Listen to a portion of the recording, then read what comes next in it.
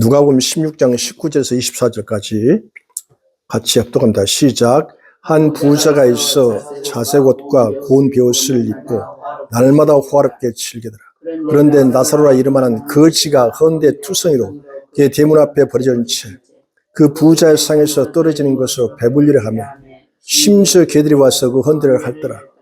이에 그 거지가 죽어 천사들에게 받들려 아브라함 품에 들어가고 부자도 죽어 장사되니 그가 음비에서 고통 중에 누운뒤로 멀리 아브라함과 그의 품에 있는 나사로를 보고 불러 이르되 아버지 아브라함이여 나를 긍휼히 여기사 나사로를 보내어 그 손가락 끝에 물을 찍어 내 혀를 서늘하게 하소서. 내가 이 불꽃 가운데서 괴로워하나이다. 아멘. 오늘 저는 우리가 평소에 잘 알고 있는 누가복음 16장 부자와 거지 나사로에 대해서 설교도 많이 듣고, 그런데 왜 부자가 지옥에 갔는가? 왜 불꽃 가운데서 물 한 방울도 허락되지 않는 그 지옥불에 가도 고통을 당하는가? 그래서 고민도 많이 하고 묵상도 많이 했습니다. 왜? 그 죄를 얼마나 무거운 죄를 졌든지. 그래서 제목을 상상을 초월하는 죄라는 그렇게 제목을 한번 붙여봤습니다. 오늘 본문 누가복음 16장은 하나님을 믿는 두 종류의 사람의 삶을 통해서 한 사람은 2000도 이상 되는 무시무시한 유황불이 영원토록 이글이글 타오른 지옥불에 들어가고, 또 한 사람은 비록 굶어 죽는 한이 있더라도 남을 탐하지 않고 도둑질하지 않고 정직한 그리스도를 살다가 죽어서 천국 진주문에 들어가는 그 샘플을, 현재를 살아가는 하나님을 믿는 우리들에게 예수님께서 아주 드라마틱하게 보여주고 있는 장면이라 말할 수 있습니다. 누가복음 16장 19절은 하나님을 믿는 사람이 지옥불에 들어가는 경우입니다. 그는 자주색 옷을 입고 살았습니다. 자주색은 왕의 의복을 상징합니다. 그리고 에브리데이, 날마다 럭셔리하게 호화롭게 살았다고 했습니다. 이러한 삶으로 지옥에 들어갔을까요? 아니죠. 그런데 20절 보면 자신의 집 대문 밖에서 병들어 누워있는 거지에게 긍휼을 베풀지 않았다는 것이, 그럴 수도 있지가 아니라 이것은 상상을 초월하는 죄라는 사실을 간과하고 살았지 않았나라고 생각이 되었습니다. 예수님께서 마태복음 26장 31절에서 46절까지 말씀하신 걸 보면 사회적인 약자와 사회적으로 소외된 자, 나그네들, 그리고 부모를 잃고 고아된 잊혀진 자들, 남편 잃고 과부된 남겨진 자들에게 반드시 긍휼을 베풀라고 이미 말씀해 놓으셨습니다. 예수님께서 이 땅에 오셔서 살아가신 행적을 살펴보면 배고프고 춥고 헐벗고 굶주리고 고아와 과부한 나그네들, 기머리 벙어리 소경, 지체장애인들, 심지어 38년 된 베스다 연못에서 고통당한 자를 직접 찾아가셔서, 즉 신방하셔서 그들에게 가장 먼저 죄를 사면해 주시고 그리고 그들의 문제를 해결해 주셨습니다. 오늘 본문에서는 아브라함의 자손인 부자가 지옥에 들어가게 된 이유는 이웃을 내 몸처럼 사랑하지 않았고 긍휼을 베풀지 않았기 때문에 우리가 간과하기 쉬운 상상을 초월한 죄로서 지옥불에 들어갔습니다. 반면에 천국 진주문에 들어간 사람은 병들고 배가 고파 굶어 죽는 한이 있어도 남의 것을 도둑질하지 않고 끝까지 믿음을 지킴으로써 하나님을 기쁘게 하는 거지였습니다. 사랑하는 여러분, 예수님의 마지막 나팔수를 듣기 전에 준비할 것은 마태복음 25장의 삶을 실천하는 것이 아닐까요? 소외된 자들, 사회 약자들, 고아와 과부, 노숙자들, 우리가 지나치면 안 된다는 말씀입니다. 600의 세 가지 계명 중에서 거짓말하지 말라는 계명을 어기는 자는 지옥불에 들어간다고 주님 말씀해 놓으셨습니다. 잠시 잠깐 유기를 모면하기 위해서 거짓말하는 것 때문에 지옥 가는 것은 너무 가혹하다고 할 수 있겠죠. 그러나 거짓말한 죄 때문에 예수님 이 땅에 오셔서 저주의 상징인 나무에 달려 십자가 달려 죽으셨다는 것은 우리는 그냥 간과할 수 있겠습니까? 우리 이러한 죄를 수없이 반복적으로 날마다 죄 짓고 살아갑니다. 우리는 가볍고 아주 작은 죄라고 생각하지만 하나님 편에서는 당신의 아들 예수 그리스도를 십자가 달려 죽으셨다는 것을 우리는 잊어서는 안 됩니다. 우리는 하나님의 아들을 십자가 매달아 죽이는 상상을 초월하는 죄를 짓고도 죄책감 없이 그저 그냥 살아가고 있지 않는가? 우리 한번 점검해 봐야 됩니다. 우리가 쉽게 지은 죄가 나쁜 줄도 알고 죄를 지어서는 안 된다는 것도 알고 그래서 결심도 하면서 죄에서 떠나지 못하고 자꾸 반복해서 죄를 짓는 그 근본적인 이유가 뭘까? 바로 그것은 죄를 짓는 순간 짜릿하고 나이스하기 때문일 것입니다. 만일 죄가 정말 싫었다면 죄를 지으라고 고사를 지내도 죄를 지을 확률이 거의 없을 것입니다. 죄가 징그럽고 너무 끔찍하고 우리의 정서에 맞지 않는다면 결코 죄를 짓지 않을 것입니다.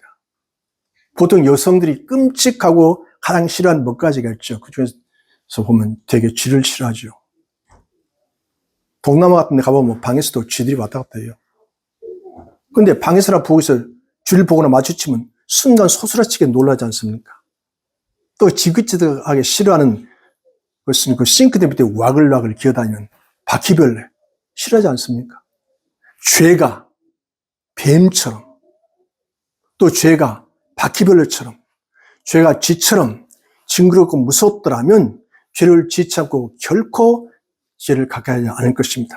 그런데 우리가 죄를 쉽게 짓는 이유는 죄가 따스하고 짜릿하고 나이스하기 때문입니다. 믿음이 없는 남자들은 날씬하고 예쁜 여자가 갑자기 자기 앞에 나타나면 순간적으로 우와 멋있다. 나도 저렇게 멋진 여자와 결혼해서 살아보면 얼마나 멋있을까 행복할까 라고 할 것입니다. 이처럼 죄가 향기롭고 부드럽고 따뜻하고 너무 매혹적으로 보여서 죄를 짓는 것입니다. 죄가 징그럽고 더럽고 죄가 역겹게 느껴지지 않는 비뚤어진 우리의 정서 때문에 죄를 짓는 것입니다. 율법을 들이면 지킬 자신이 없어서 부담스럽고 우울해집니다. 왜냐하면 죄값은 사망이기 때문입니다. 그런데 죄에 대한 정서는 우리에게 기가 막히게 잘 맞고 이질감이 느껴지지 않습니다.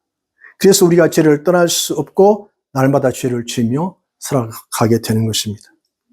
이러한 정서에 호소하여 죄를 버리십시오.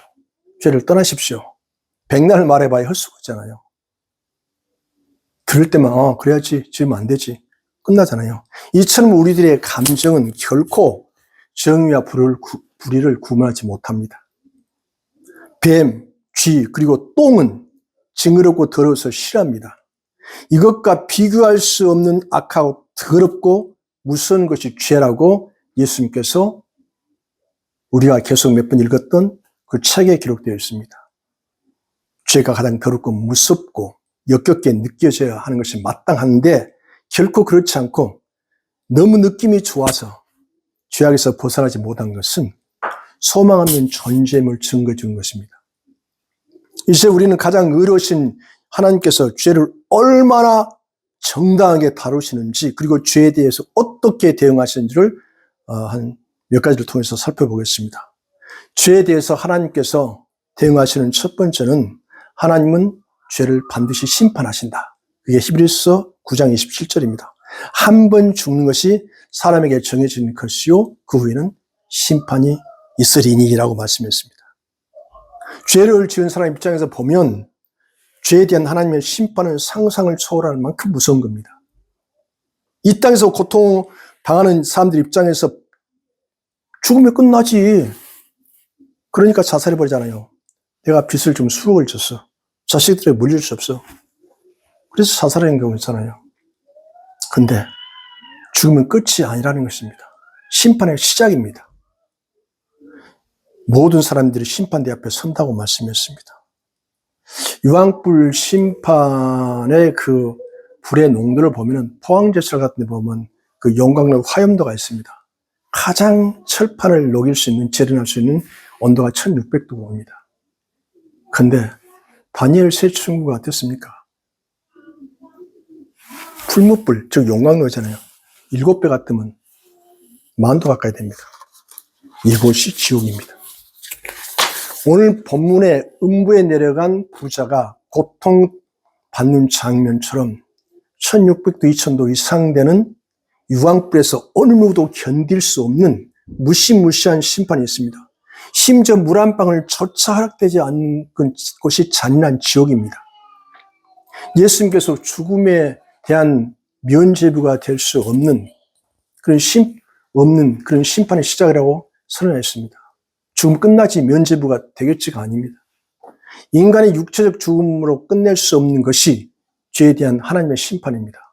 어느 누구도 죄에 대한 하나님의 심판을 피해갈 수 없다고 말씀했습니다. 그래서 죄는 반드시 이 땅에서 살아있을 때 해결해야 합니다. 로마서 14장 10절에서 10절까지 보면 내가 어찌하여 내 형제를 비판하냐, 어찌하여 내 형제를 없인 여기냐, 우리가 다 하나님의 심판대 앞에 서리라 기록되었을 때 주께서 이르시되 내가 살았노니 모두 무릎이 내게 꿇을 것이요 모든 혀가 하나님께 자백하리라 하였느니라. 그러므로 우리 각 사람이 자기를 하나님께 직고하리라고 말씀해 놓으셨습니다. 불꽃 같은 눈으로 전체 우주를 보시는 주님은 100년 이하의 삶을 살아가는 인간들이 세상 법정에서 벌이는 일들은 그야말로 우스꽝스러운 천국일 것입니다. 아무도 모르는 사건을 아무도 모르는 판사가 법정에 앉아 있습니다. 원고 피고 그리고 변호사가 자기 주장을 하면서 증거물을 제시하겠죠. 법정 논리로 분별할 수밖에 없지요. 그 사건이 전말이 어떤지 그 현장을 가본 적도 없고 갈 필요도 없고 알 수도 없기 때문에 법정에서 실수가 있을 수가 있습니다. 그러나 살아계신 하나님 앞에서 숨길 수 없는 것은 아무것도 없다고 로마서 14장 10절 이하에 말씀했죠. 하나님 앞에 자백하리라. 하나님께 직구하리라. 무서운 말씀입니다. 성경에는 심판이 얼마나 무서운지 상상을 초월한 상태로 기록되어 있습니다. 요한계시록 20장 12절에서 14절 보니까 또 내가 보니 죽은 자들이 큰 자나 작은 자나 그 보좌 앞에 서 있는데 책들이 펴있고 또 다른 책에 펴졌으니 곧 생명책이라.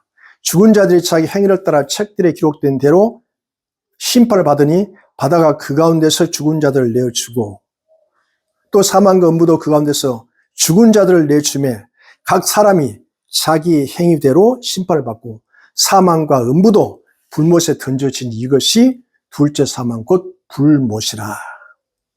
사람의 죽음은 어느 누구도 예외 없이 반드시 하나님의 심판 앞에 설 것입니다.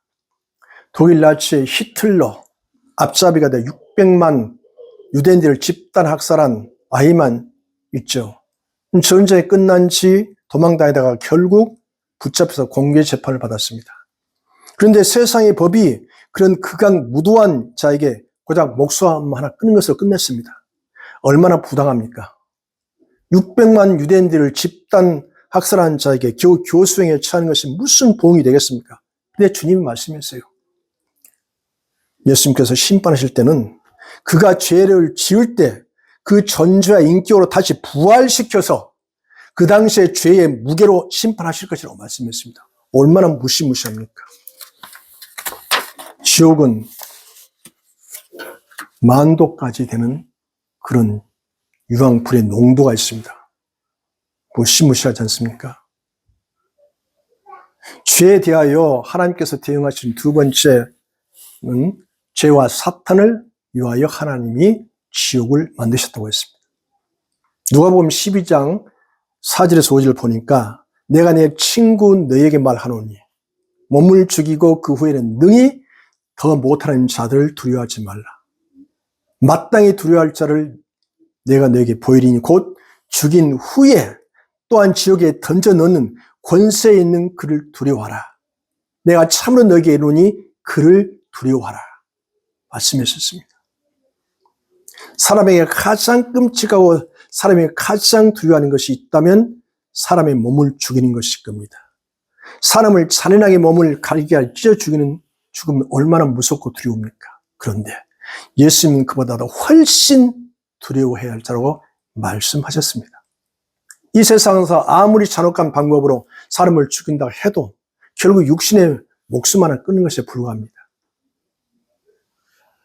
그런데 육체의 목숨이 끊어지는 것이 그렇게 두려우면 우리의 진정한 실존이 우리의 몸과 영혼을 동시에 이글이글 타오르는 이천도에서 만도 가까운 유황불 속에 던져 넣을 수 있는 분을 두려워하라고 말씀하십니다. 이처럼 예수님을 사람을 두려워하지 말고 그보다 더 실존이신 하나님을 두려워하라고 지금 말씀합니다. 누구 심판을 두려워하라고요? 세상의 법정의 심판? 아니면 하나님의 심판입니까? 하나님은 죄에 대해서 너무나 분명하고 단호하게 지옥을 만들어 놓고 심판하시는 무서운 하나님이십니다. 하나님 죄에 대해서 얼마나 잔인하신가가 아니라 하나님의 공의로운 성품을 우리는 기억해야 합니다. 하나님은 잔인해가 아닙니다. 하나님의 공의의 성품을 보여주신 것이죠. 하나님은 눈에는 눈, 이에는 이. 이처럼 하나님은 공평하십니다. 하지만 사람은 그렇지 못하죠. 공평하게 판단하실 수 있는 분은 오직 하나님밖에 없습니다.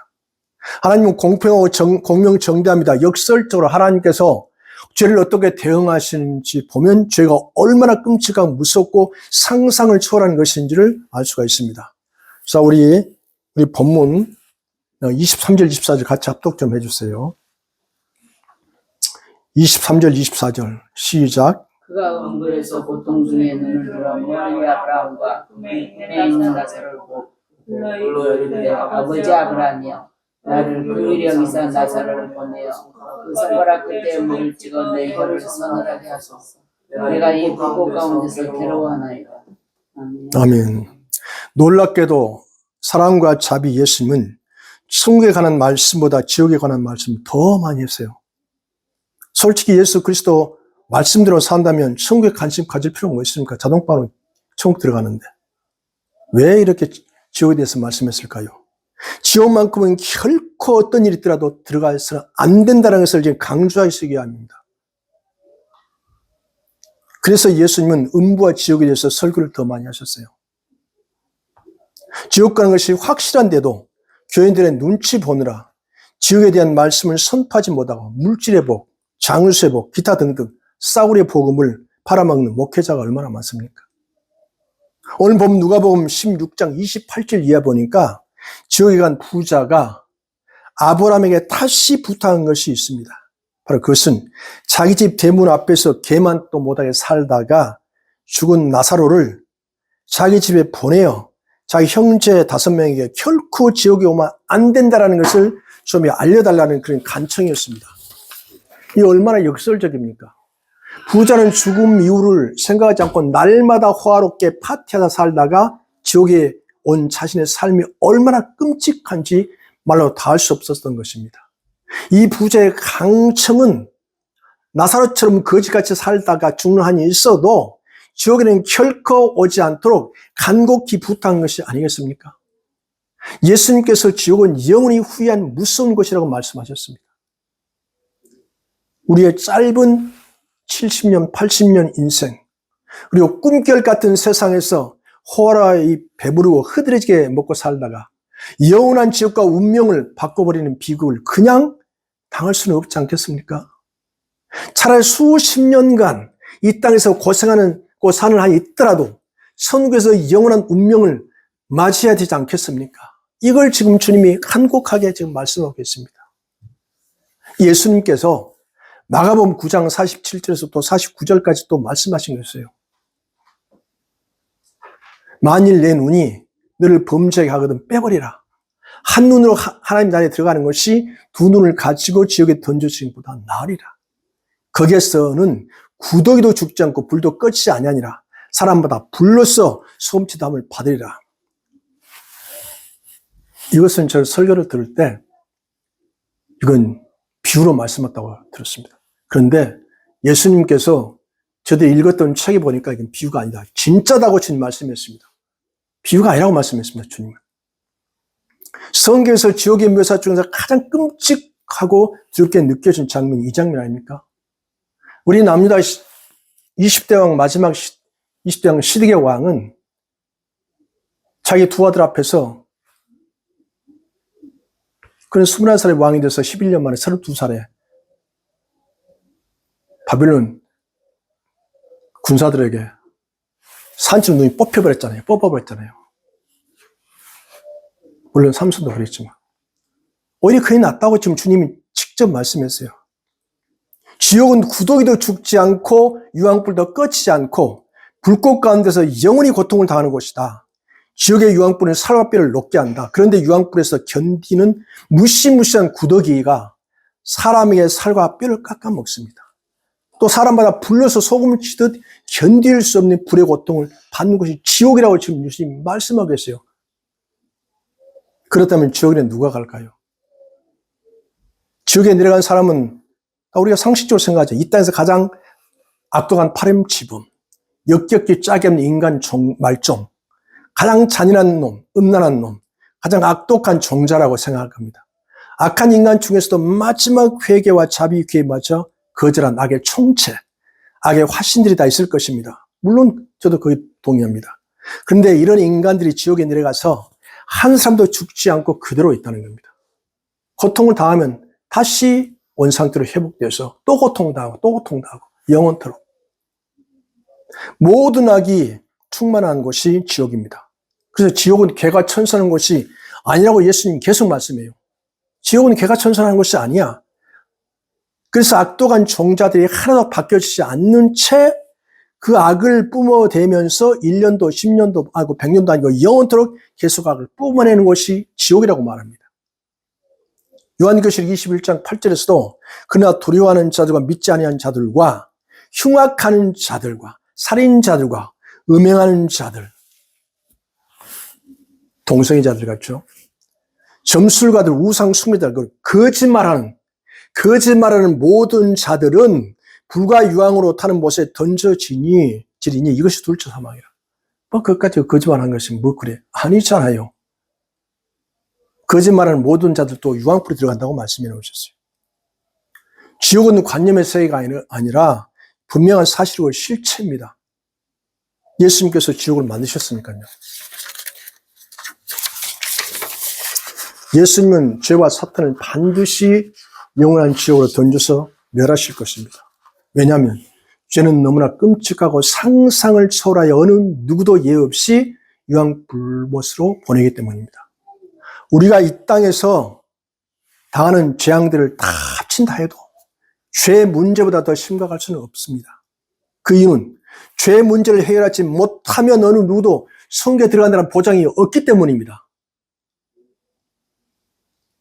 죄에 대하여 하나님께서 마지막으로 대응하신 세 번째 보면 거룩하신 하나님은 진노의 본성이 있다고 말씀했습니다. 시편 17편 11절 보면요. 하나님은 의로우신 재판장이시니 날마다 분노하신 하나님이라고 했어요. 날마다. 하나님은 의로운 재판장이시기 때문에 죄를 잠잠하실 수가 없고 간과할 수가 없습니다. 하나님은 날마다 분노하신 하나님이십니다. 죄에 대한 하나님의 의로운 분노는 결코 잠들지 않습니다. 왜냐하면 하나님은 전제적으로 진노의 본성을 가지고 계시기 때문입니다. 사람이 죄 문제를 해결하지 않고 하나님 앞에 나아가면 로마서 1장 18절 말씀처럼 하늘로부터 하나님의 진노의 심판이 나타난다고 했습니다. 하나님의 진노의 본성이 죄에 대하여 어떻게 대응하시는지 우리는 지금 살펴보았습니다. 로마서 또 2장 3절에서 5절까지 보니까요. 하나님의 진노를 피할 수 없도록 임하는 압도적인 심판의 장면을 보여주는 말씀이 있습니다. 로마서 2장 3절에서 5절을 보니까 이런 일을 행하는 자를 판단하고도 같은 일을 행하는 사람아, 내가 하나님의 심판을 피할 줄로 생각하느냐? 혹 내가 하나님의 인자심이 너를 인도하여 회개하심을 알지 못하여 그의 인자심과 용납하심과 길이 참으신 풍성함을 내가 멸시하느냐? 다만 내 고집과 회개하지 아니한 마음을 따라 진노의 날 곧 하나님의 의로운 심판이 나타나신 그날에 임할 진노를 내게 쌓는도다. 하나님이 당장 내가 죄를 지었는데 벼락을 치지 않으니까 하나님 나를 이렇게 죄를 그냥 넘어가시네. 눈 감주시네. 이러지 않는다는 것입니다. 오해하지 말라는 말입니다. 너희에게 회개할 기회를 주시기 위해서 하나님이 베풀어 주신 은혜임을 너가 알아라는 말씀입니다. 하나님의 인자하심과 용납하심과 길이 참으심을 잊지 말고 기억하라는 겁니다. 그리고 내 고집과 회개하지 아니한 마음을 따라 진노의 날에 임할 진노를 쌓지 말라고 경고하십니다. 우리는 악한 자가 세상적인 방법으로 승승장구하고 형통하게 되면 진짜 하나님 계신 맞아? 하나님 공의로우신 분이 맞아? 공평하셔? 왜 즉각 심판하지 않을까? 우리 주변에 나 수없이 말을 들어봤어요. 이런 것 때문에 사람이 시험 들고 하나님 의심한 사람들을 많이 봤어요. 걱정하지 마세요. 주님 말씀했잖아요. 진노의 날에 한꺼번에 와장창 끝나버릴 거예요. 지금 계속 그걸 지금 쌓고 있잖아. 너 죄를 지금 쌓고 있잖아. 지금 말씀하고 있잖아요. 슬쩍슬쩍 죄를 짓는데도 주님 바로 진노하지 않으시니까 간이 슬슬 배 밖으로 나와서 이 정도는 괜찮은가 본데? 내가 주님 위해서 이 정도 헌신했으니까 그냥 지나간 모양이다? 그렇게 착하고 살아갈 수가 있다는 겁니다. 그러나 주님은 죄에 대해서 무감각하고 그냥 지나가신 분이 결코 아니라고 말씀했습니다. 본성상 죄를 심판하지 않을 수 없는 분입니다. 주님이 지금 당장 죄에 대해 심판하지 않는 것은 진노의 날을 준비해 놓고 진노를 점점 쌓아두고 계신다는 것을 우리는 결코 잊어서는 안 됩니다.